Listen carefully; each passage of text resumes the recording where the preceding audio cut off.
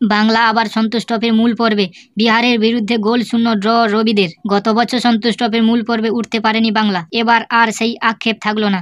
বুধবার কল্যাণী স্টেডিয়ামে বিহারের বিরুদ্ধে গোল শূন্য ড্র করে সন্তোষ ট্রফির মূল পর্বে খেলা নিশ্চিত করল বাংলা।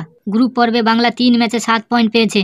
গ্রুপের শীর্ষস্থান অধিকারী দলগুলি মূল পর্বে খেলার যোগ্যতা অর্জন করবে, সেই হিসাবে বাংলা উঠে গিয়েছে মূল পর্বে। গতবারের 2 ফাইনালিস্ট সার্ভিসেস এবং গোয়া সরাসরি মূল পর্বে খেলবে। পাশাপাশি মূল পর্বে আয়োজক হিসেবে তেলেঙ্গানাও সরাসরি খেলবে। বাকি 35টি দলকে 9টি গ্রুপে ভাগ করা হয়েছিল। প্রত্যেকটি গ্রুপের শীর্ষ স্থানে থাকা দলগুলি মূল পর্বে খেলবে। মূল পর্বের 12টি দলকে আবার 2টি গ্রুপে ভাগ করা হবে। একটি গ্রুপের প্রত্যেকটি দল একে অপরের বিরুদ্ধে একবার করে খেলবে। 4টি করে দল উঠবে কোয়ার্টার ফাইনালে। ডিসেম্বরের প্রথম সপ্তাহ থেকে সন্তোষ ট্রফির মূল পর্বে খেলা শুরু হবে। ফাইনাল 22শে ডিসেম্বর হায়দ্রাবাদে। 6 দিনের ব্যবধানে তৃতীয় ম্যাচ খেলতে হচ্ছে বাংলাকে। স্বাভাবিকভাবেই ফুটবলাররা একটু হলেও ক্লান্ত ছিলেন, তবু বিহারকে সাধ্যমতো বেগ দিয়েছে বাংলা। গোলটাই শুধু করতে পারেনি।